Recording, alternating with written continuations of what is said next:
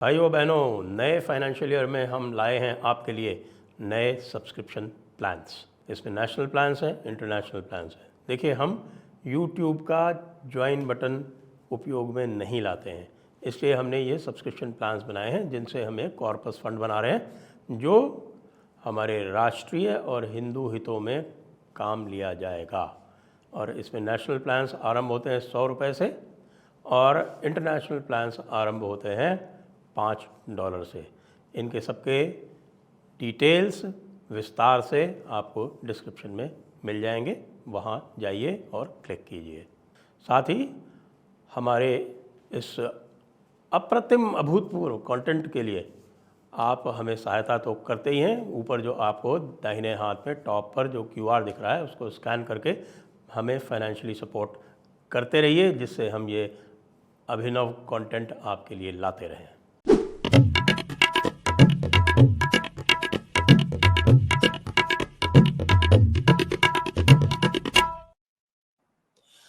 नमस्ते, आप सभी का स्वागत है आज के इस कार्यक्रम में। और आज मंगलवार है, हमारे साथ है हर्ष कुमार जी और हम चर्चा करेंगे पूरे हफ्ते की जो राजनीतिक गतिविधियां हैं, पत्रकारिक गतिविधियां हैं, उन पर आपका स्वागत है हर्ष जी। धन्यवाद, नमस्कार। मजा तो चुनाव में अब आना आरंभ हुआ है। जी जी, और इसके लिए आप लोग जिम्मेदार हैं, राजस्थान वाले।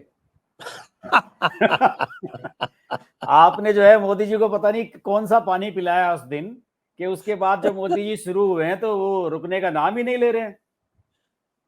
बिल्कुल, उन्होंने नब्ज पकड़ लिया कांग्रेस की, क्योंकि कांग्रेस ने यही दुष्प्रचार सबसे अधिक किया था और सबसे अधिक राजस्थान में किया था। और ये दुष्प्रचार उन्होंने किया था SC/ST में इसलिए किया था क्योंकि यहाँ पर और मध्य प्रदेश में और छत्तीसगढ़ में ये 3 स्थान ऐसे हैं जहाँ पर यदि ये SC/ST को भ्रमित कर लें तो फायदा कांग्रेस को होता है। उत्तर प्रदेश में कोई फायदा होता नहीं। हाँ, सही बात। उत्तर प्रदेश में यदि करेंगे भी तो फायदा बसपा को हो जाएगा। और वैसे भी वहाँ कांग्रेस की कोई दम नहीं है, कांग्रेस के साथ कोई है नहीं है। राजस्थान का जो SC/ST अधिकारी वर्ग है वो पूरी तरह से इस कांग्रेस के साथ लग के उसने ये पूरा दुष्प्रचार किया था, जो कि समाचार मोदी जी के पास पहुंच गया लगता है। सही कह रहे हैं आप। इसलिए राजस्थान से उन्होंने इसकी शुरुआत करी और लगातार कायम है। आज भी उन्होंने जो है वो आज पूरा आरक्षण वाला मसला लिया है और बता दिया कि किस तरह से आरक्षण जो है SC/ST का और उसका कम करके और ये मुसलमानों को देते रहे हैं। और अभी भी पूरा इनका जो प्रयास है वो इस तरह से है कि SC/ST जो है वो कन्वर्शन के बाद भी उनको आरक्षण जो है जो कन्वर्टेड नहीं है उनको भी आरक्षण दे दिया जाए, उनको भी SC/ST बना दिया जाए। ये तो है ही। और ये तो मैंने इस बारे में जब स्टडी की तो मैंने तो 2-3 वीडियो बना लिए इस मुद्दे पे। तो उसमें मुझे ये पता लगा कि जो NSC की मीटिंग हुई थी सोनिया गांधी की अध्यक्षता में, तो बताया है कि उसमें स्पेशली लिखा गया था कि मनमोहन सिंह को यह बयान देना है, वो जो अल्पसंख्यकों वाला बयान दिया था 2006 में कि माइनॉरिटीज का जो है उनका हित जो है वो सुरक्षित नहीं रहता, उनको उनका हिस्सा नहीं मिलता है। तो ये तो एकदम प्लानिंग थी इनकी पूरी उस समय की, बिल्कुल एक यही करने की। अब वो नहीं बन पाई बात, मामला ठंडे बस्ते में चला गया फिर। तो काफी मोदी जी ने इसमें आक्रामक रुख अपनाया है। और देखिए, मुझे तो थोड़ा सा एक चीज और भी लग रही है कि अगले 2 जो राउंड हैं, दूसरा और तीसरा जो चरण है, इसमें मैंने कुछ सीटें भी देखी थी कि कर्नाटक की तो 28 की 28 सीटें इसमें निपट जाएंगी, 14 एक बार में, 14 एक बार में। और महाराष्ट्र की 19 सीटों पे होगा इन दो राउंड में। और यूपी की 18, एक 8 और एक 10, 2 राउंड ये होंगे। तो मैं सारी की सारी बैठ रहा हूँ, वेस्ट बंगाल की 7 सीटें हो जाएंगी। मैं ये भी देख रहा था कि ये सारे इन सब में जो है मुस्लिम बहुल इलाके बहुत हैं अगले 2 राउंड में। ये बड़ा डिसाइडिंग फैक्टर रहेगा इस बारे में। इसमें रिएक्शन भी होगा और काउंटर रिएक्शन भी होगा। मुझे लगता है कि अगले 2 राउंड जो है मतदान का प्रतिशत मुझे लगता है कि बढ़ेगा, कम नहीं होगा। हाँ, क्योंकि गर्मी आ गई है ना, बिल्कुल चुनाव में चुनाव गर्म कर दिया है मोदी अभी जी ने। लोग जो है चुनाव ना, पूरी तरह से वो नींद में पहला राउंड निकल गया हो कब लोगों का, वो पता ही नहीं लगा। बहुत से लोग, हमने अपनी जब सोशल मीडिया पर तस्वीर डाली कि साहब हमने भी वोट डाल दिए, तो लोग हमारे से पूछ रहे कहने लगे यार आपके यहाँ तो 25 मई में है। मैंने कहा भाई हमारा वोट तो यूपी में है हमने तो डाल दी वोट। तो लोग बड़ा एक झटके में लगता है ना कि यार अच्छा हमारे यहाँ तो वोट ही नहीं हुआ और 102 सीटों पे हो गया। और मैं अगले जितने भी राउंड देख रहा हूँ किसी में भी 100 से ऊपर सीटों पे नहीं है, किसी में 90 है, किसी में 97 है, किसी में 89 है, इस तरह का है। ये पहला ही राउंड जो है ये एक मुझे राउंड लग तो रहा ऐसा है है कि जिसमें केवल 49 है। हाँ जी जी सही कह रहे हैं आपके, तो उसमें तो बहुत कम है। तो ये बड़ा बड़ा राउंड था और ये शुरू में हुआ, पता नहीं इसके पीछे प्लानिंग क्या थी, किस तरीके से थी। कुछ सीटों पे तो इसमें चुनाव होना भी नहीं चाहिए था, जैसे कि ये उत्तर प्रदेश में पीलीभीत वाली सीट थी, इसमें पिछली बार थर्ड राउंड में हुआ था। वो अब की बात वरुण गांधी को फंसाने के चक्कर में उन्होंने पहले राउंड में डाल दिया उसे। वो पीलीभीत किसी भी हिसाब से वेस्ट यूपी की सीट नहीं मानी जाती। अगर आप देखेंगे वो भौगोलिक दृष्टि जी से अगर हाँ, आप देखेंगे तो ये उधर वो पहुंच हमेशा जाती है। बरेली के जी साथ में आता है उसका नंबर। हाँ, बरेली के साथ में आता है, दूसरे या तीसरे राउंड में आता है उसका नंबर। अब वो वरुण गांधी को फंसाने के चक्कर में के साथ या वरुण गांधी को ये तय करना था, उसे रोक पहले तो उसका टिकट होल्ड पे रखा, वो इंतजार करता रहा कि मेरा टिकट होगा, मेरा टिकट होगा। मम्मी का तो डिक्लेयर हो ही चुका था, तो उसे लगा कि मेरा भी टिकट हो जाएगा। और उसे बिल्कुल उन्होंने ये होल्ड करके रखा कि भाई अगर तुम्हें कहीं जाना है तो चले जाओ पहले ही, क्योंकि पहले ही राउंड में फिर नामांकन करने लायक भी नहीं रहोगे कहीं। वरना मैं बताता हूँ अगर वो दूसरे या तीसरे राउंड में रहा होता तो हो सकता है कि कुछ और डिसीजन लेता, निर्दलीय चुनाव लड़ने का, किसी पार्टी में जाने का, टीएमसी से सिंबल लेने का, अखिलेश से बात करता, कहीं ना कहीं बात करता, लेकिन वो उसे छोड़ा ही नहीं। तो थोड़ा सा इस बार चेंज हुआ है और मुझे लग रहा है कि ये सब चीजें रणनीतिक थी। देखिए पहले वाले राउंड में जो है लोग ये कह रहे हैं कि साहब बड़ा कम मतदान हुआ है, और इधर हमारे वेस्ट यूपी में तो कैराना वगैरह कई सीटें ऐसी हैं जिसमें मुस्लिम वोट काफी परसेंटेज में है। तो एक चीज और भी निकल के सामने आई है संजय जी, कि वोटिंग परसेंटेज ऐसा नहीं है कि केवल हिंदुओं ने ही वोट नहीं डाली है, मुस्लिम बिल्कुल इलाकों बिल्कुल बिल्कुल। परसेंटेज डाउन है, ओवरऑल ही उसका प्रभाव पड़ा है। और जैसी हमारी बात भी हो रही थी कि शादियों का सीजन था, देखिए 17 तारीख में शादियां बहुत थी, 18 में थी, 19 में जिस दिन मतदान हो रहा था मुझे शाम को एक शादी अटेंड करनी थी, फिर मुझे 21 में एक शादी अटेंड करनी थी, एक पत्रकार साथी हमारे उनके यहाँ बेटी की शादी थी। तो लगातार शादियों का सीजन था। अगर आप समझिए कि 21 तारीख को किसी के घर में शादी है तो 18, 19, 20 वो 3 दिन इंगेज है, वो बिजी है। तो वोट वो भी नहीं डाल पाया, उनके रिश्तेदार जो घर में आए हुए वो भी वोट नहीं डाल पाए, अगर डाल भी पाए तो घर में 5 वोट है तो पता लगा 2 डाले, गए स्कूटी पे और वोट डाल के आगे अपना फिर काम में लग गए, घर की महिलाएं नहीं जा पाई कई जगह पर। तो इसका भी फर्क पड़ा है। तो अब मुझे लगता है कि मैं तो दूसरे आपको तीसरे राउंड में बढ़ेगा। राजस्थान में जो ब्याह शादी का जो माहौल होता है वो आपको बता सकता हूँ, गांवों में विशेषकर जो आपके जो अ, समाज हैं, जो बड़े समाज हैं, विशेषकर आपके SC ST में, हाँ तो शादी एक ऐसा उत्सव होती है कि यदि गांव में एक शादी भी हो तो पूरा गांव एंगेज हो जाता है उसमें। हाँ जैसे यूपी में कहते हैं ना चूल्हा नौत तो वो पूरा चूल्हा गांव नौत ही होती है इंगेज हो पूरे जाता गांव है। की। तो जी इसलिए अ, मैंने चेक करवाया था, जैसे बताया भरतपुर में बड़ा सूचना आई थी कि साहब भरतपुर में थोड़ा एडवर्स जा रहा है, वोट बहुत कम हुआ है, इत्यादि इत्यादि। तो जो भी अच्छा अच्छा। क्षेत्र में पता कराया तो वहाँ पता पड़ा कि जो वहाँ जाटवों के गांव हैं उनमें तो 40% ही पोलिंग हुई है। तो भाई 40% हुई कि साहब सबसे ज़्यादा तो शादी का माहौल वहीं होता है, हम्म जाटवों के राइट। गाँवों में, मीणाओं के गाँवों में, इनके यहाँ तो सबसे ज़्यादा शादी का हम्म उत्सव होता है। हम्म तो अब जो पूरा जो है वो कम तो इस कारण हुआ ही है, दोनों तरफ से कम हुआ है, ये बात आपकी बिल्कुल सही है। क्योंकि मैंने मेव वाले गाँवों में भी चेक करवाया था, तो मेवों के भी 2 कारणों से उनका भी जो परसेंटेज है वो कम है। और एक तो जो है थोड़ी-सी उदासीनता तो है, पूरा का पूरा जो है वो हम देख रहे हैं कि जो मुस्लिम वोटर है वो थोड़ा-सा हल्का-सा डिमोरलाइज़ तो है, वो इतने उत्साह से और इतने हाँ कमिटमेंट से वोट नहीं डाल रहा, एक बिल्कुल बात। और बिल्कुल। दूसरी बात ये है कि विशेषकर राजस्थान में इन्होंने विशेष प्रबंध किए थे कि फर्जी वोटिंग नहीं होने पावे। तो फर्जी वोटिंग नहीं होने देने के कारण भी डाउन हुआ है। आप देखिए कि जो मुस्लिम मेव जो गाँव हैं राजस्थान में, जो 3-4 कॉन्स्टिट्यूएंसी ऐसी लगती है ना, कामा है, नगर है, रामगढ़ है, और तो ये जो कॉन्स्टिट्यूएंसीज हैं इसमें वोटिंग डाउन है। तो ये कारण तो हुआ ही है। बिल्कुल तो सही अब बात। ये जो नया डायरेक्शन लिया है मोदी जी ने, आपको क्या लगता है अब आगे क्या होने वाला है? चुनाव जो है देखिए देखिए जैसे हम अभी चर्चा कर रहे थे कि मुझे लगता है कि मतदान का प्रतिशत तो सुधरेगा, और back of the mind Modi ji का ये भी चल रहा होगा कि मतदान प्रतिशत कम क्यों हुआ है। और जो इसे लेके नैरेटिव यहाँ ये जितने भी ये कम्युनिस्ट हैं, योगेंद्र यादव एंड पार्टी, योगेंद्र यादव आपको बता दूं कम से कम 6-7 चैनल पे जा चुका है उसी दिन से, और उसने ये पूरा नैरेटिव सेट करने की पूरी कोशिश की है कि जो मतदान प्रतिशत कम हुआ है इसका नुकसान बीजेपी को ही है। वो ये भूल रहे हैं कि सब जगह मतदान प्रतिशत कम हुआ है। अब आप बताइए कि कनिमोझी जहां से चुनाव लड़ रही है डीएमके की, वहां 10% कम हुआ है पिछली बार से मतदान, तो वहां बीजेपी का नुकसान कैसे हो गया? और आपको बताऊं, जहां जहां से अन्नामलाई लड़ रहा है कोयम्बटूर से, मैंने वहां का चेक कर लिया, वहां 1% बढ़ा है पिछली बार से ज्यादा।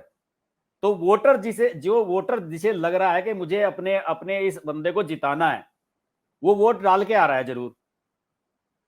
अब आपका वोटर घर से नहीं निकल रहा तो इसमें कोई क्या कर सकता है?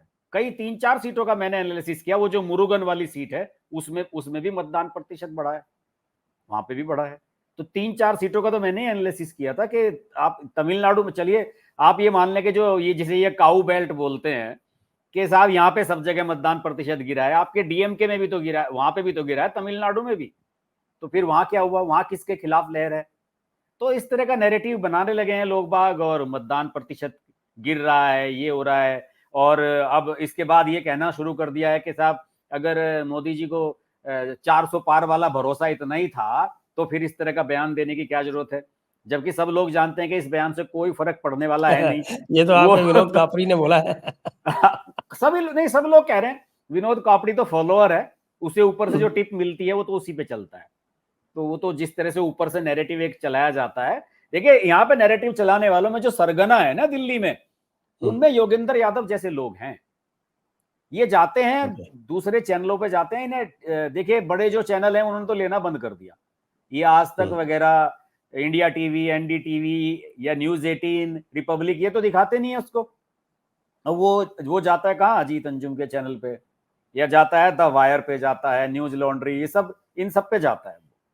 तो वहां पे उसने ये कहानी बनाई है कि साहब वोटिंग परसेंटेज गिर गया है, और 400 अगर मोदी जी को आ रही थी तो फिर ऐसा करने की जरूरत क्या थी। इन्होंने ये तो एक और नैरेटिव भी चला रहे हैं कि राम मंदिर का कोई प्रभाव नहीं है कहीं भी, राम मंदिर का कोई इफेक्ट नहीं है, क्योंकि देखिए अब की बार तो राम मंदिर बन गया।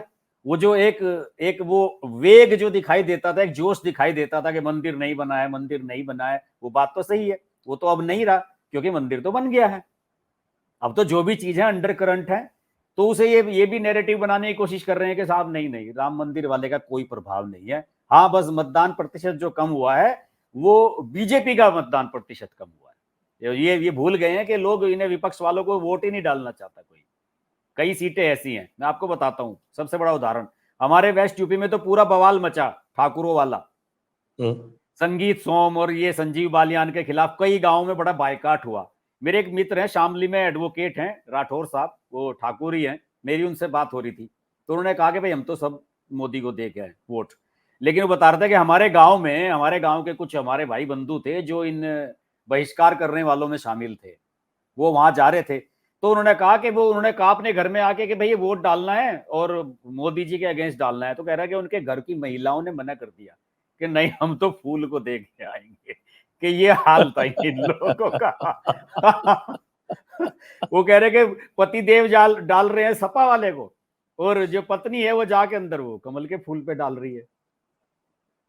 नहीं, उसका तो मुझे तो नहीं लगता कि उसका कोई विशेष इम्पैक्ट आया है। मैंने और भी सभी जगह से पता किया, और वो कोई वो केवल एक विधानसभा सीट है संजय जी, सरधना, जहां पे सरधना में हाँ 24 सी है जो ठाकुरों की, उसमें 3 या 4 गांव में, जो खेड़ा गांव जहां पंचायत हुई थी ना, उसके आसपास के जो 4-5 गांव हैं उनमें कम हुआ है। और उनमें भी ऐसा ऐसा नहीं है कि कम हुआ है तो वो जाके सपा सपा को मिल गया है, वो एक तरह से नोटा समझ लीजिए आप उसे, कि वो इधर भी नहीं गया उधर भी नहीं गया, उतना नुकसान हुआ है, इस तरह का नुकसान है।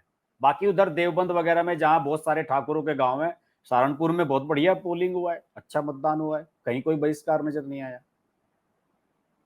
बिल्कुल सही बात है आपकी। तो अब सेकंड राउंड में क्या लग रहा है उत्तर प्रदेश में? सेकंड राउंड में ठीक ठाक लग रहा है, क्योंकि सेकंड राउंड में तो ये अलीगढ़ है, बुलंदशहर है, मथुरा है, इसमें कहीं कोई दिक्कत है नहीं, मुझे लग नहीं रहा। पहले अलीगढ़ में वाले थोड़ी स्थिति कमजोर लग रही थी, तो अलीगढ़ में प्रधानमंत्री हुआ है। अलीगढ़ में क्या है संजय जी, वो जो वहां का सांसद है ना सतीश गौतम, उसकी हाँ। बड़ी खिलाफत है थोड़ी सी, थोड़ा सा व्यवहार को लेकर भी उसके साथ दिक्कतें हैं। तो उसकी तो चर्चा पहले ये थी कि टिकट उसका कटेगा, अब पता नहीं क्यों फिर बाद में टिकट दे दिया इन्होंने आखिरी टाइम में। यूपी में 30-31 टिकट ऐसे हैं जो लोगों को उम्मीद थी कि ये कटेंगे और वो फिर हो गए, रिपीट हो गए। तो अलीगढ़ वाला भी उनमें से एक है। अलीगढ़ में तो बड़े मोदी जी बड़े जोश खरोश से बोले हैं, अमरोहा में, अलीगढ़ में कल ही बोले हैं, सोमवार में ही। अमरोहा भी टाइट मानी जा रही थी, तो अमरोहा भी हुआ है। तो ये तो मैं देख रहा हूँ कि कम से कम प्राइम मिनिस्टर का जो फीडबैक सिस्टम है वो पूरी तरह से काम कर रहा है, बिल्कुल और ये परफेक्ट है, और पूरी उन्हें तरह से पता है कि कहाँ काम के करने समीकरण का क्या है जी, पूरा उसका आइडिया है उन्हें। एविडेंस है कि जो इन्होंने मैटर टेकअप किया है, अब जो राजस्थान से आरंभ किया, अलीगढ़ में कंटिन्यू किया, आज फिर राजस्थान में टोंक वाली सीट पे उनियारा में थे, आज फिर उसी को कंटिन्यू किया। तो फीडबैक सिस्टम इनका परफेक्ट है, इनको पूरा फीडबैक मिला हुआ है कि क्या जो है अंदर खाने और नीचे नीचे किस तरह का नैरेटिव चलाया जा रहा है, उस नैरेटिव को ध्वस्त कर दिया। अब कांग्रेस के सामने ये समस्या है कि आज जो इशू उठाया, आज प्राइम मिनिस्टर ने कहा कि कांग्रेस ये कमिटमेंट दे कि एससी एसटी का रिजर्वेशन काट के मुस्लिमों को नहीं देगी। अब कांग्रेस इस पे क्या कर सकती है? राहुल गांधी ने तो कह दिया कि हम 50% वाली कैप ही बढ़वाएंगे। तो वो तो राहुल कह गांधी दिया ने तो ये उन्होंने। कहा, राहुल गांधी तो अपना मैनिफेस्टो ही नहीं पढ़ा राहुल गांधी ने। मुझे तो लग रहा है कि खड़गे जी जो ये चैलेंज कर रहे हैं, मोदी जी से अपॉइंटमेंट मांग रहे हैं मिलने का, उन्हें सबसे पहले तो कान खींचने चाहिए पी चिदम्बरम के, जिन्होंने मैनिफेस्टो बनाया, कि आपको ये इसमें पॉइंट डालने की जरूरत क्या थी। और वो बिटवीन द लाइन है, आप संजय जी कोई नहीं पढ़ पाएगा। पता नहीं वो प्रधानमंत्री का जो आप कह रहे हैं कि फीडबैक सिस्टम इतना बढ़िया है, जो उनकी टीम है उन्होंने इतने बढ़िया तरीके से उस पर नैरेटिव बिल्डअप किया है। वो जो लाइन डाली ना कि सोशल इकोनॉमिक सर्वे, उसके आधार पे वो करेंगे हम, वेल्थ का जो सर्वे होगा, तो उसमें से बिटवीन द लाइंस कहते हैं ना कि उसमें से शब्द निकाल लेना, वो इतनी खूबसूरती से निकाल दिए हैं कि उसका कोई जवाब ही नहीं है इनके पास। अब ये प्रधानमंत्री से अपॉइंटमेंट मांग रहे खड़गे जी समझाने के लिए। अरे भाई पहले राहुल गांधी को तो समझा दो कि उसमें उसका मतलब क्या है जो लिखा हुआ था। वो तो ये कह रहे हैं कि हम तो ऐसा कर देंगे, खटाखट खटाखट खटाखट पैसे आ जाएंगे। और बस अच्छा कि आप खाली बैठ के फेसबुक और रील्स बनाओ, हाँ इंस्टाग्राम पे रील बनाओ आप तो, और आप खटाखट जो है वो पैसे आते जाएंगे हाँ। बस। अच्छा संजय जी एक बात बताइए, ये इलेक्शन कमीशन में गए इसके खिलाफ, रवीश कुमार ने वीडियो बनाया है, ट्विटर पे लिख रहा है कि साहब चुनाव आयोग नाम की कोई चीज है कि नहीं, चुनाव आयोग ये सब चीजें देख रहा है या नहीं। आप ये बताइए कि पिछले 10 साल से इस देश में सबसे बड़ा झूठ जो है वो राहुल गांधी बोलते रहे हैं, उनके खिलाफ कोई किसी ने कभी कहा है क्या? राहुल गांधी ये कहते रहे हैं कि मोदी जी ने कहा था कि आपके अकाउंट में 15 लाख रुपए आ जाएंगे। उससे बड़ा झूठ है क्या कोई? कितना बड़ा झूठ है कि तो आपके कभी कहा ही नहीं। अकाउंट में आए क्या? बताइए कहीं का आप इसका कोई प्रूफ दीजिए कि कहीं मोदी ने ये कहा हो कि आपके अकाउंट में हम 15 लाख रुपए डलवाएंगे। उन्होंने सिर्फ ये कहा था कि ब्लैक मनी इतनी है, अगर वो वापस आ जाए सारी की सारी तो 15 लाख रुपए पर हेड इस देश में आ सकते हैं वापस। उन्होंने एक एक तुलनात्मक बात कही थी, एक एवरेज की बात कही थी, और ये उन्होंने कहा था उसको आज पर तक यही कैपिटा वो नैरेटिव था। 15 लाख रुपए हो जाएगी, ये कहा था। बिल्कुल बिल्कुल सही बात कही आपने कि उनकी जो है आमदनी 15 लाख पहुंच जाए, तो ये बात कही थी उन्होंने। और आज तक उसी पे किया जा रहा है कि पार्लियामेंट में बोलते हैं ये लोग कि साहब 15 लाख रुपए आपके अकाउंट में आए हैं। क्या ममता बनर्जी भी बोलती हैं, सारे विपक्ष वाले बोलते हैं? कितना बड़ा झूठ है।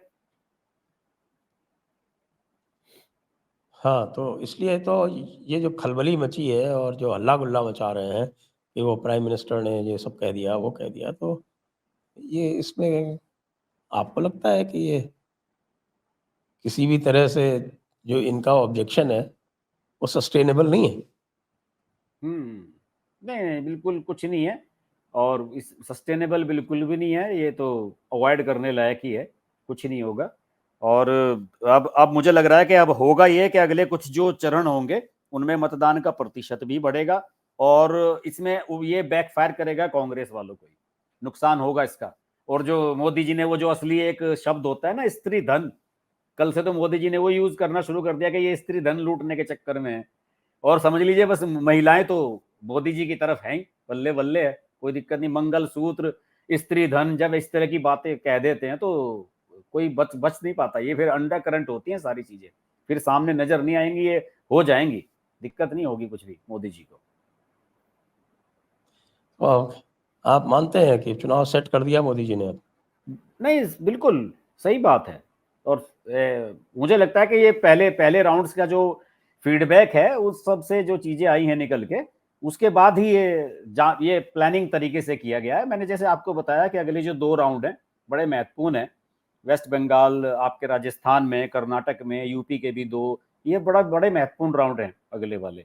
तो उनके हिसाब से भी ये नैरेटिव बिल्कुल सही चल रहा है, बढ़िया बढ़िया होने वाला है अगले 2 राउंड में। और संजय जी, ये नैरेटिव बना रहे हैं कि 102 सीटों पे जो कम मतदान हुआ है उसमें बीजेपी का नुकसान कैसे है। आप बताइए नुकसान कैसे है? पिछली बार 43 सीट थी, अब तो बता रहे हैं कि 65 आ रही है इनमें से। ये तो पहले राउंड में 25 बढ़ जा रही है। 65 तो मैं नहीं कहता, लेकिन मिनिमम 55 तो है ही। आप, मुझे लग रहा है कि और सबसे आप अपने राजस्थान को लेके इस बार जो है डाउटफुल हैं, मुझे लग रहा है। आप देखिए, यदि राजस्थान आपने को लेके डाउटफुल है। मेरा यदि आपने ओपिनियन पोल देखा हो, तो मैंने ओपिनियन पोल में आरंभ से ही मैं 20 सीट लेके ही चला हूँ, मैं 25 लेके हाँ, नहीं चला। आपने 5 का पहले वाले में कम दिखाया था। तो वो 5 तो मैंने अपने ओपिनियन पोल में ही कम दिखाया था। और अभी जो चुनाव हुआ है उसके बाद से जो मेरे पास जो ग्राउंड रिपोर्ट्स आ रही है उसमें ये है कि 1 सीट झुंझुनू की तो निश्चित रूप से हार गई है बीजेपी, और उसके अतिरिक्त 2 सीटें टाइट हैं, दौसा और भरतपुर। नागौर दो क्लियर है? 2 सीटें टाइट है, नागौर तो क्लियर है मेरे हिसाब से। तो नागौर में समस्या नहीं है, और कहीं भी थोड़ी सी नहीं तो ये झुंझुनू में समस्या मार्जिन क्या कम हुई? हो सकती है। झुंझुनू में क्या है? मेन क्या रहा झुंझुनू में? रीजन क्या लगता है आपको, ये क्यों रहा? कैंडिडेट अच्छा। कैंडिडेट जो है उसने क्या है कि कई मेजर कम्युनिटीज को पूर्व में गालियां दे रखी हैं। जैसे राजपूतों को गालियां दे रखी हैं, और आपके मालियों को गालियां दे रखी हैं। वहाँ पे राजपूत माली वहाँ जो है, जाटों के बाद में सबसे बड़े जो कम्युनिटीज हैं वो यही 2 हैं। ये गहलोत वाले जो हैं? हाँ, गहलोत वाले। अच्छा अच्छा। तो माली ओरिजिनली वोटर बीजेपी का है। विधानसभा में जब तक गहलोत रहते हैं तो विधानसभा में गहलोत की तरफ थोड़ा इंक्लाइंड होता है, लेकिन मूलतः वोटर तो वो बीजेपी का ही है आज भी। तो लोकसभा में बीजेपी को वोट देता है अधिकतर, और लोकसभा में गहलोत का कहने से चेंज भी नहीं होता। तो ये जो है ना वो, अच्छा उसका कुछ क्रिमिनल एंटीसीडेंट भी है कैंडिडेट का। तो वो कैंडिडेट सिलेक्शन जो था वो बड़ा पुअर था, और उसकी वजह से मोदी की अपील भी वहाँ फीकी पड़ गई। तो मतलब पहले जो शुरू 14 सीट, जहां आपके यहाँ 13 पे हुआ है, अभी कितनी सीट पे हुआ है? 12 पे? 12 पे हुआ। 12 पे हुआ है, तो उसमें उसमें 1 सीट टाइट है, आप मान रहे हैं, झुंझुनू वाली नहीं नहीं, झुंझुनू तो गई? 100% गई। अच्छा। झुंझुनू तो 100% गई। हालांकि ये बात है, मैं ये कहूँगा एक बात, इसमें एक कैविएट है, क्योंकि वो क्या रहा है कि आज भी आप देखेंगे तो जितने भी आपको एक्सपर्ट्स दिखाई पड़ रहे हैं और जो विश्लेषण कर रहे हैं, वो अभी भी जातिगत आधार पर कर रहे हैं। मेरा ये मानना है कि भाई आप ओबीसी, एससी, एसटी, इन कम्युनिटीज में से 20% आप अलग रख दो, वो 20% निकाल के फिर आप, वो 20% वोट मोदी का है, उसको अलग रखने के बाद में उसके बाद आप विश्लेषण करो। ये बाकी में देखो मेरा कौन मानना कहाँ है, जा रहा है। ये मेरा मानना है। तो वो जो है ना वो मोदी, वो 20% से आरंभ होता है हर स्थान पर, विशेषकर नॉर्थ इंडिया में। तो लोग जितने भी हैं वो बेसिक से वही पुराना, वही जाति का जोड़ घटाना। तो मोदी ने जातियों को एक प्रकार से, इसमें मोदी सफल हुआ है जातियों को तोड़ने में। हाँ, ये तो है, काफी हद तक तो सफलता मिली है सभी जगह पे। सभी जगह मिली है, और हाँ। चूंकि वो स्वयं ओबीसी है, तो ओबीसी में एक नेचुरल अट्रैक्शन भी रहता है कि भाई ये मोदी जो है वो, अच्छा वो ऐसा है नहीं कि वो पॉलिटिकल सीजन में तो उसको बात करनी ही पड़ेगी, जो हमारी पॉलिटिकल सिस्टम है उसमें SC ST OBC की, जो ये सोचते हैं कि वो SC ST OBC की बात ना करें, उनको ये देखना चाहिए कि कांग्रेस ने किस तरह से गंदगी फैलाई यहाँ पे नीचे पहले, तो उस गंदगी का प्रतिकार ना करें, चुपचाप चुनाव हार जाए। हाँ, जैसे चल रहा है चलने दें, जैसे चल रहा है चलने दें। ये अटल बिहारी वाजपेयी नहीं है, कांग्रेस को समझना चाहिए। हाँ, यहाँ पर कांग्रेस जो तीर छोड़ेगी वो दुगने वेग से वापस आएगा उनको, और उनको लगेगा। हाँ, प्रतिक्रिया की प्रतिक्रिया होगी यहाँ तो। हमारे वाजपेयी जी ने तो सब कुछ छोड़ दिया और आराम से वो तो शाम को मस्त हो जाते थे, आपको पता है, 5 बजे के बाद। हाँ, वाजपेयी आप जी ये के बारे में देखिए, तो उन पर्सनैलिटी में तो वाज बहुत डिफरेंस है। वाजपेयी जी की चुनाव में जो उनकी जो एक्टिविटी थी वो चेक कर लीजिए। कभी उन्होंने दिन में 1 सभा, बहुत कर दी तो 2 सभा, इससे अधिक नहीं।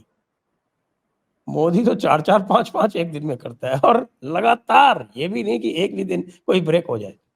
हाँ, और बीच बीच में जो है ये कार्यक्रम भी करते रहते हैं कि वो पद्म पुरस्कार भी हैं, फला पर कार्यक्रम है, वो RBI के कार्यक्रम में चले जाते हैं, ये भी तो करते रहते हैं बीच बीच में। वहां पे भी कुछ ना कुछ जो है वो अपनी कहानी जरूर इस तरह की बना देते हैं कि बैंक वालों को, जैसे अभी RBI के प्रोग्राम में गए थे, वहां पे ये कह दिया कि साहब बैंक वाले तैयार रहे, कड़े कड़े डिसीजन हम लेने वाले हैं बैंकिंग सेक्टर को लेके। तो मोदी तो अपना वो कंटिन्यू कर रहे हैं, और उन्होंने वहां पिछले दिनों एक मीटिंग बुलाई थी चुनाव से पहले ही, और सारे जितने ये बैंक वाले थे इन सबको कह दिया था कि ये मत सोचना कि हम छुट्टी पे जा रहे हैं 1.5 महीने की, काम चलता रहना चाहिए उसी स्पीड से, क्योंकि उन्हें कॉन्फिडेंट है कि वापस आना है। अधिकारी भी समझ रहे हैं कि भाई आना है, जवाब देना है। तो ये उन्होंने कह दिया कि ऐसा ना हो कि आप छुट्टी लेके कहीं चले जाएं। प्लानिंग बना रखी है उन्होंने पूरी। अब ये दूसरे और तीसरे फेज में एक और भारी समस्या आ गई है कांग्रेस को, और वो जो है, ये जो लव जिहाद वाला मामला हुआ है कर्नाटका में, उसके कारण कर्नाटका में जो थोड़ी बहुत इनकी 5-6 सीटें लाने की सोच रहे थे, उसको बहुत झटका लगा है। और जो मैं फीडबैक ले रहा हूँ कर्नाटका से, तो कर्नाटका से लोगों का कहना है कि भाई उसके बाद बदलाव तो आया है, उस घटना के बाद। साथ में आप ये देखिए कि एक और घटना हुई है। इन 2 घटनाओं का पूरे साउथ पे, महाराष्ट्र पे बहुत असर पड़ने वाला है। एक तो ये लव जिहाद वाली घटना हो गई। दूसरी जो घटना हुई है वो साउथ गोवा का जो कांग्रेस कैंडिडेट है, क्रिश्चियन है, वो कह रहा है कि साहब कि ये तो हमें तो डुअल सिटीजनशिप चाहिए। हम तो हमारे ऊपर तो संविधान थोपा गया है ज़बरदस्ती, और हम तो पोर्चुगल के सिटीजन हैं, तो हमको तो डुअल सिटीजनशिप दीजिए, पोर्चुगल की और भारत की। हाँ, ये अब ऐसे बहुत लोग हैं। इसका भी कोई प्रतिकार नहीं कर रहे वो। हाँ, ऐसे ऐसे तो बहुत लोग हैं वहां।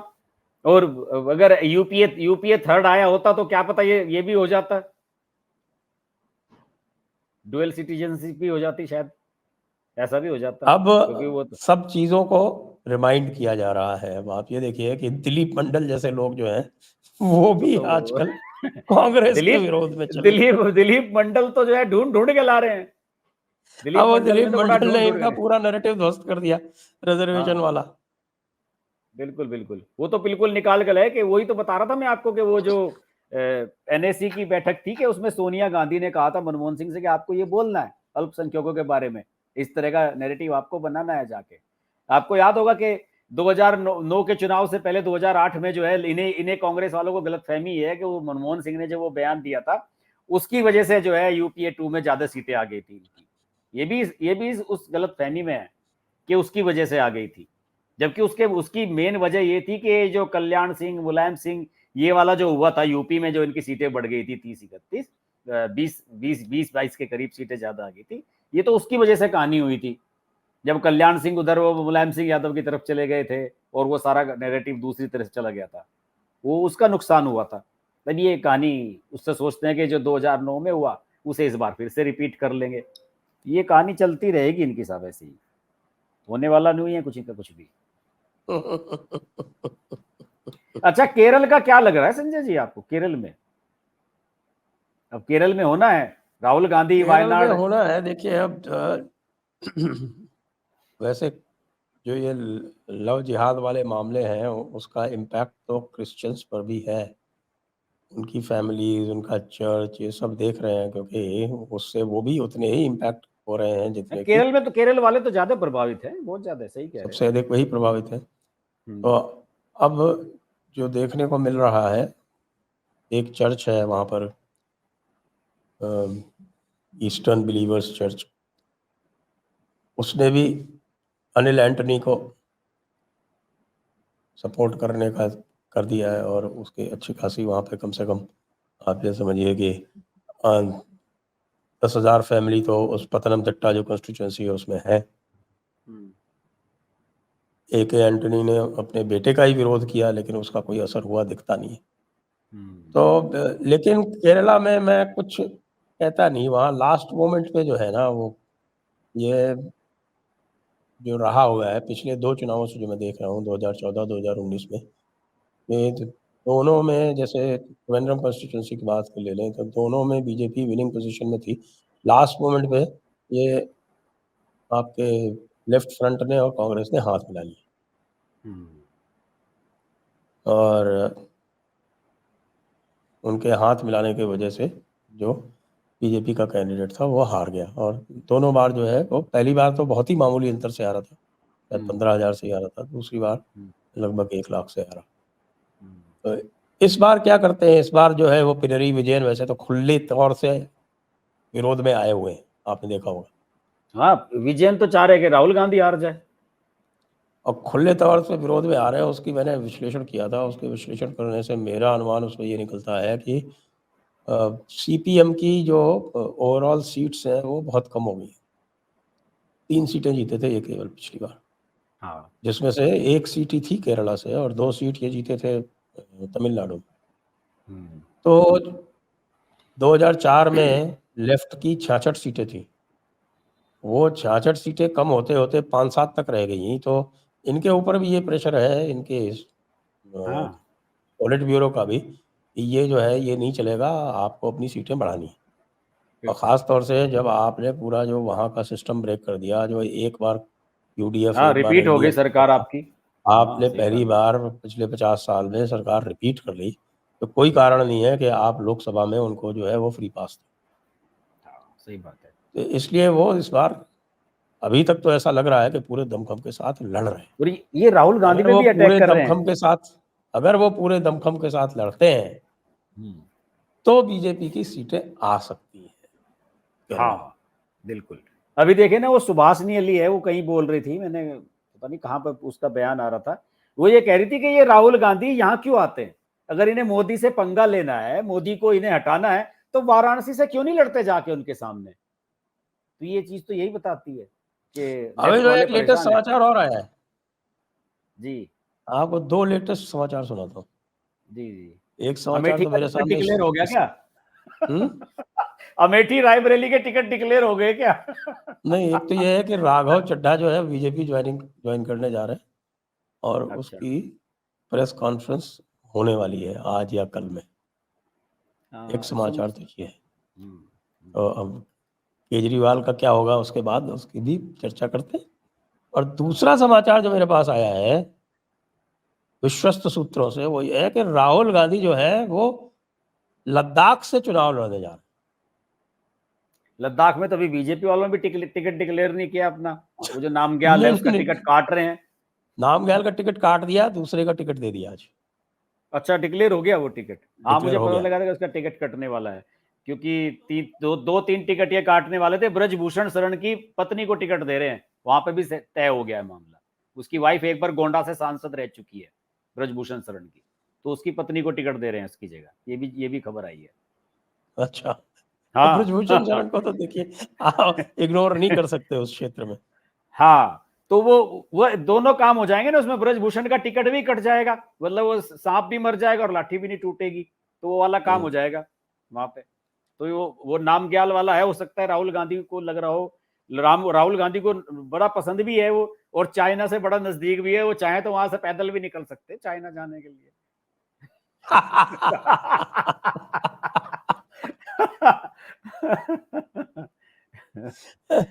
ऐसी उनकी दिली इच्छा हो सकती है, मुझे लग रहा है, हो सकता हाँ है। हाँ, बिल्कुल हो सकता है, सही बात है। लेकिन ये रॉबर्ट वाड्रा वाली संजय जी क्या थ्योरी है? हम काफी दिनों से पिछले वीडियो में भी हमने डिस्कस किया था। रॉबर्ट वाड्रा क्यों कह रहा है बार बार? कभी कह रहा है कि मैं वहां से भी लड़ सकता हूँ, अमेठी से भी, रायबरेली में भी मैंने काम किया है, फिर हरियाणा में भी कहने लगा। रॉबर्ट वाड्रा वाली का कैसे थ्योरी, उसे क्या, उस बारे में मुझे क्या लगता सोचते है कि वो उसको संभवतः वो ये सोचता है कि भाई मेरा जो ये साला है हैं? वो तो पप्पू है।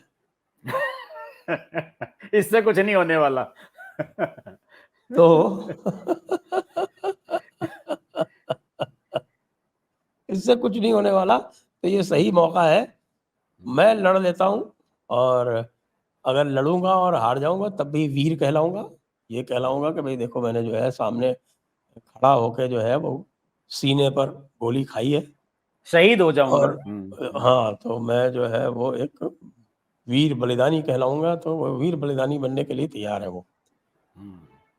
इसीलिए कह रहे हैं कि भाई मुझे कहीं भी लड़ा दो, मुझे रायबरेली लड़ा दो, मुझे अमेठी लड़ा दो, कहीं से भी लड़ा दो, मैं तैयार हूँ।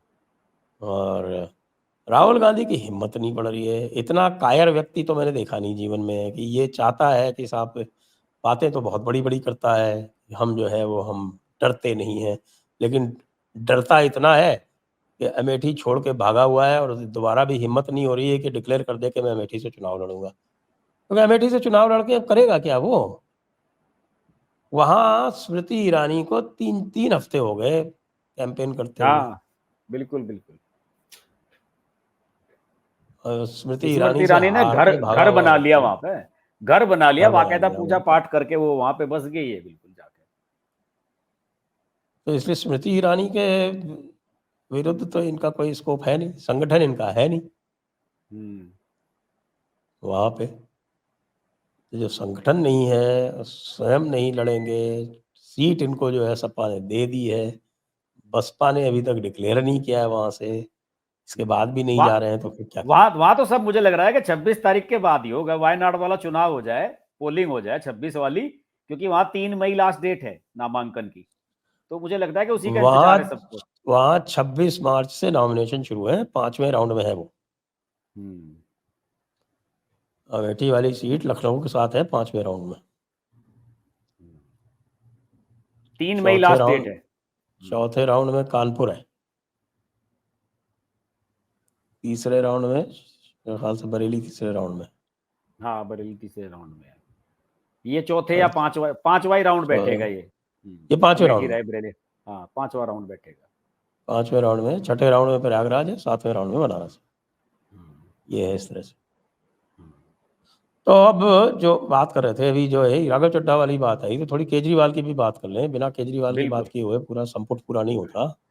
ये राम कथा का संपुट जो है वो बिना केजरीवाल की बात किए होता नहीं। तो हाँ। ये जो अच्छा, खबर आ अरे रही है कि केजरीवाल वाला जो राघव, वो, जी जी, केजरीवाल वाला भी एक मामला आप समझिए कि उस दिन, आप जिस दिन मोदी जी ने ये बयान दिया राजस्थान में, आप याद कीजिए उस दिन वहां रांची में वो सुनीता केजरीवाल भी बोल रही थी। ये उसी दिन से कहानी शुरू हुई है। और अब कोई पूछ नहीं रहा है सुनीता केजरीवाल और वो क्या कह रहे हैं, कोई मतलब नहीं है किसी को। खत्म हो गया, वो चैप्टर ही क्लोज हो गया। वहां तो आपस में लड़ाइयां ही हो गई थी। हाँ, मारपीट खूब हुई वहां पे। रांची में तो जम के मारपीट हुई। तो राघव चड्ढा अगर भारतीय जनता पार्टी ज्वाइन कर लेंगे तो इसका क्या इम्प्लीकेशन होगा? देखिए, इससे कोई कोई वैसा लाभ तो है नहीं, पॉलिटिकल लाभ तो कोई दिल्ली ऐसा कुछ है नहीं कि कहीं वोट मिल जाएंगे, वो राज्यसभा का एमपी है। वैसा तो कुछ फायदा तो कुछ इसका होगा नहीं कि आपके लिए कैंपेन कर देगा या कैसे कर देगा। हालांकि अभी जब तक वो ज्वाइन कर नहीं लेता तब तक मुझे यकीन नहीं होगा कि वो क्या उसकी प्लानिंग है। और डाउटफुल तो है ही कि साहब इतने दिनों से आ भी नहीं रहा है, अब तो कुछ बोलना भी, प्रतिक्रिया भी देनी बंद कर दी है।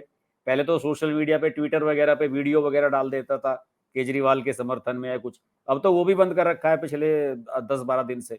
कोई प्रतिक्रिया किसी तरह की आ नहीं रही राघव चड्ढा की तरफ से। तो कुछ कहा नहीं जा सकता राघव चड्ढा का। देखिए, एक बात और भी है संजय जी, मेरी एक भाजपा नेता से ही बात हो रही थी, वो कह रहे थे कि साहब चुनाव के सीजन में ये ज्यादा लोगों को, दूसरे दलों वालों को शामिल करा रहे हैं ना, इसका थोड़ा सा जो कार्यकर्ता है ना, कैडर अपना, उसके मनोबल पे प्रभाव पड़ता है। कई लोगों को इन्होंने ऐसा किया है। अब जैसे वो शामिल किया वहां पे रिंकू, आम आदमी पार्टी वाला, जालंधर वाला, और वहां पे टिकट मिला है उसे चरणजीत चन्नी को, कांग्रेस ने। तो मेरी कल ही बात हो रही थी, वहां पे एक रिपोर्टर हैं पंजाब केसरी के, बड़े सीनियर हैं, वो पॉलिटिक्स का काफी जानकारी रखते हैं।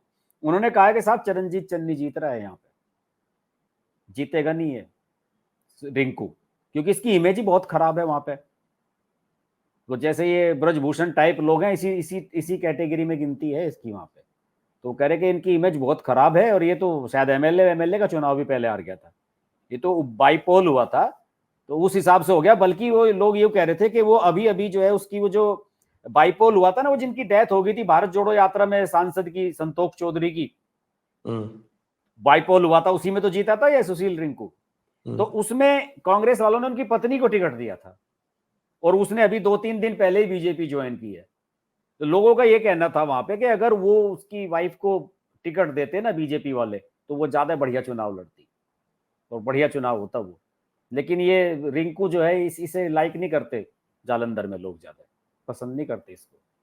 तो कुछ ऐसा नहीं है जरूरी कि आप किसी को भी शामिल कर लें तो लोग उससे बड़ा प्रभावित हो जाएंगे। ऐसी कई एंट्रियां हुई हैं चुनाव के दौरान जिनका कोई फायदा है नहीं, बेकार वैसी बैगेज बढ़ा रही है पार्टी, एक तरह का बोझ ही है। तो मेरा मानना है कि राघव चड्ढा का कोई ऐसा नहीं है कि वो कोई मास लीडर है कि वो आ जाएगा तो आपको फला बिरादरी के वोट दिला देगा। राघव चड्ढा अपना चुनाव हार गया था दिल्ली में। मुझे लगता नहीं कि राघव चड्ढा जैसे लोगों को कोई फायदा है, उसे लेना भी नहीं चाहिए।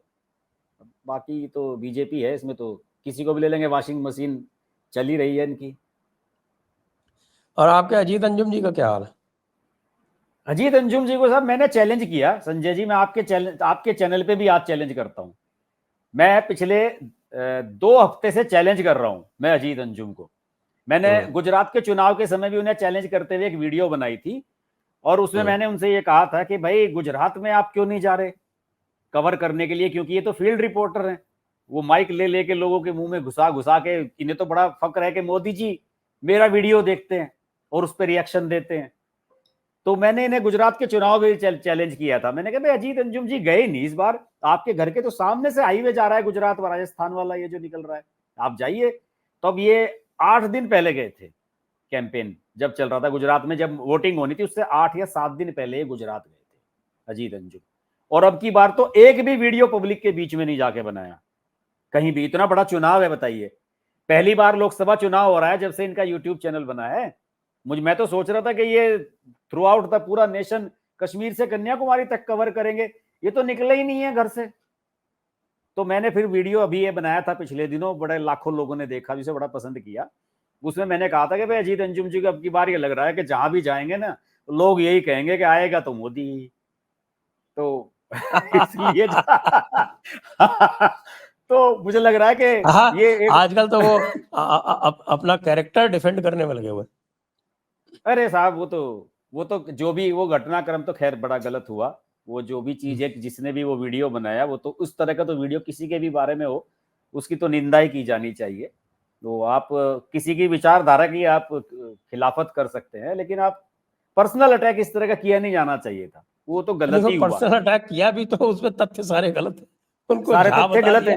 आपको नाम सही नहीं पता, वो नौकरी, वो रहते कहाँ है, वो जगह आपको नहीं पता, वो तो ऐसा लगता है कि पता नहीं वो कैसे बनाया है उन लोगों ने, क्या उनकी थिंकिंग थी, वो प्री प्लान्ड था, क्या उनके दिमाग में चल रहा था, वो पत्रकार क्या उनकी खुन्नस थी अजीत अंजुम से। और देखिए इस बारे में अजीत अंजुम ने जो अपना स्टैंड लिया है कि साहब मैं डिफेमेशन फाइल करूंगा, वो सही है, बिल्कुल ठीक लिया है। ऐसे तो कल कोई हमें आपको भी कहेगा संजय जी, कुछ भी कहने लगेंगे लोग, इसमें तो बिल्कुल सही कदम लिया है उन्होंने। आप उनकी विचारधारा से आप उनकी वो कीजिए, हम भी वीडियो बनाते हैं, मैंने कितने वीडियो बनाए, मैंने अजीत अंजुम जी को पता नहीं क्या क्या कहा, लेकिन कभी पर ऐसी चीज नहीं गई कि जिसे हम जो है डिफेंड ना कर सकें। ऐसा कहना भी नहीं चाहिए, बिलो द बेल्ट है सारी चीजें, वो निंदनीय है, शर्मिंदा करने लायक चीजें हैं, वो गलत है, मैं उसके बिल्कुल भी समर्थन। लेकिन ये पूरा जो ये आपका जो समाज है हमारा समाज लुटियंस समाज जो है, वो भी बैकफुट लुटियंस पे चला गया है। जी, राहुल गांधी लुटियंस वालों की तो लुटिया उल्टी हो गई है ना, ऐसे वो सब निकल गया है मामला। पूरी तरह से बैकफुट पे चला गया है। और जिस तरह से खड़गे साहब कह रहे हैं कि मैं मैनिफेस्टो लेके डिस्कस करना चाहता हूँ, वैसे ये भी जो है वो पता नहीं क्या-क्या बोल रहे हैं। रवीश कुमार क्या बोल रहा है और विनोद कापरी क्या बोल रहा है, अजीत अंजुम क्या बोल रहा है। सब ऐसा लग रहा है कि देखिए, जैसे पता नहीं क्या कि इनकी जो है ऐसा है संजय जी, अब ये जो कोई अजीत बड़ी अंजुम चोरी और पकड़ ली है, ऐसा लग रहा है। ये जो कापड़ी और सब इनकी आप बात कर रहे हैं, रवीश कुमार, देखिए अब तो ये लुटियंस मीडिया का ये नैरेटिव खत्म हो चुका। अब तो लुटियंस मीडिया में वो लोग, अब लुटियंस मीडिया में तो उसकी बात करेंगे ना जो किसी चैनल में एडिटर हैं या कुछ लोग हैं इस तरह के, उनकी बात करेंगे। अब आप देखिए कि बरखा दत्ता भी तो लुटियंस मीडिया का ही पार्ट थी। अन्ना मलई का इंटरव्यू कर रही है जाके। कल ही मैंने देखा कि राजदीप सरदेसाई ने जो है अजीत पवार का इंटरव्यू लिया है जाके। तो ये भी समझ रहे हैं चीजों को, बदल रहे हैं, एडजस्ट कर रहे हैं। काम ही नहीं चलेगा उसके बिना। कैसे आप चीजों को अवॉइड कर सकते हैं? बरखा दत्ता ने तो इतनी तारीफ की है उसमें अन्ना मलई की कि मैंने तो अपनी लाइफ में ऐसा कैंपेन किसी को करते नहीं देखा। इतना स्पिरिटेड, और लोग टूटे पड़ रहे हैं हाथ लगाने के लिए, अन्ना मलई को छूने के लिए। कोई बच्चा अपनी तस्वीर दे रहा है, कोई ऑटोग्राफ, कोई सेल्फी, इतना क्रेज, इतनी तारीफ की है उसकी। और ये भी बताया कि देखिए इनका यहाँ का तो नतीजा क्या होगा, जिस दिन उनका अपना कैंपेन खत्म हो रहा है अगले दिन ही उन्हें केरल कर्नाटक भेज दिया गया अन्ना मलई का। ये भी बताया कि इतने पॉपुलर हैं, साउथ के सारे स्टेट कवर कर रहे हैं वो। तो ये लुटियंस मीडिया वाले भी समझ गए हैं कि नैरेटिव कहाँ है और कहानी कहाँ जा रही है। बिल्कुल, आप सही कह रहे हैं। मुझे लगता है कि राहुल गांधी ने एक बार फिर लेकिन से आप अपना आप ये काम मुझे कर दिया। बताइए कि अजीत अंजुम जी जो है उन्हें वीडियो बनाना चाहिए निकल के बाहर, या नहीं इस तपती दोपहरी में, या वहीं एसी में बैठ के वो करते रहे? और बनाना चाहिए साहब, ये काम तो हम लोगों का है। हम लोग तो रिपोर्टर हैं नहीं, हम लोग तो विश्लेषक हैं। जी, तो ये हम लोग वो यदि तो हम फील्ड रिपोर्टर है। वो तो फील्ड रिपोर्टर है, उनको तो हाँ, और फील्ड में उनकी जाना चाहिए। उनके चैनल की यूएसपी यही है, वो यहीं से चले, किसान आंदोलन, यूपी का चुनाव, फलाना ढिमकाना। और मैंने एक बार और एक वीडियो बनाया था। मैंने अजीत अंजुम जी से ये भी कहा था कि यूपी के चुनाव में उन्होंने खूब रिपोर्टिंग की, खूब फील्ड रिपोर्टिंग की। जहां भी गए, सपा वाले ये कह रहे हैं, फला वाले ये कह रहे हैं, योगी ये है, मोदी वो है। तो मैंने उनसे कहा भी था, भाई मैंने कहा एक वीडियो पश्चिम बंगाल में जरा टीएमसी वालों के खिलाफ बना के दिखाओ, दूसरा वीडियो बनाने लायक नहीं छोड़ेंगे आपको। ये योगी दूर पड़ राज है। जाता है ना, वो दूर नहीं जाते, वो खाली दिल्ली के नहीं गए, आसपास ही रहते हैं। विधानसभा मेरठ चुनाव से में गए आगे थे। नहीं है, उनकी मार मेरठ से आगे नहीं है। विधानसभा चुनाव में गए थे संजय जी पिछली बार। अरे जयपुर आए थे ना। हाँ, नहीं वहां पश्चिम बंगाल भी गए थे, किसान आंदोलन जब चल रहा था बीच में छोड़ के गए थे वहां पे। अच्छा। चुनाव उसी दौरान हुआ था वहां पे, वहां भी गए थे। तो मैंने भी उस समय भी कहा था, मैंने कहा आप यहाँ टीएमसी के समर्थन में बना रहे हो, बीजेपी के अगेंस्ट बना रहे हो, जिसका अभी कोई यहाँ वजूद है नहीं पश्चिम बंगाल में, खासतौर से विधानसभा की अगर बात करें। लेकिन ये जो काम आप यूपी में आप जिस तरह से कर रहे हो, अगर आपने वहां किया होता ना टीएमसी वाले, तो गाड़ी वाड़ी का भी पता नहीं पाता कहाँ गई अजीत अंजुम की। टीएमसी वाले छोड़ते नहीं ना कि देखो वो कहाँ वीडियो बना रहा है आज। और ये आप यूपी में तो खूब घूमी है, योगी का राज है, राम राज है, बिल्कुल मजे से खूब कहो, कुछ भी कहो। तो आइए फिर आज की चर्चा को अब यहीं पर विराम देते हैं, क्योंकि हमारे राहुल गांधी जी ने तो अपना काम कर ही दिया है। इसीलिए आपको ध्यान है, हेमंत बिश्व शर्मा ने कहा था कि भाई हम इनको जो है वो अभी केस रजिस्टर कर लेंगे, गिरफ्तार नहीं करेंगे, क्योंकि हमको इनकी आवश्यकता है चुनाव प्रचार में। उन्होंने अपना पूरा काम कर दिया है। और हाँ मोदी जी ने, उन्होंने जो लूज बॉल दी उसको स्टेडियम के बाहर पहुंचा दिया। जी, बिल्कुल बिल्कुल। 6, वो जैसे आईपीएल में रिकॉर्ड बन रहा है इस बार छक्कों का, तो वो मोदी जी भी उसी में शामिल हो गए। और उसी बॉल को डेली बाहर पहुंचा रहे हैं स्टेडियम से, एक ही बॉल को लेके। जी, तो सभी दर्शकों का बहुत बहुत धन्यवाद, हर्ष जी का भी बहुत बहुत धन्यवाद। जय हिंद, जय भारत, वंदे मातरम। जी नमस्कार।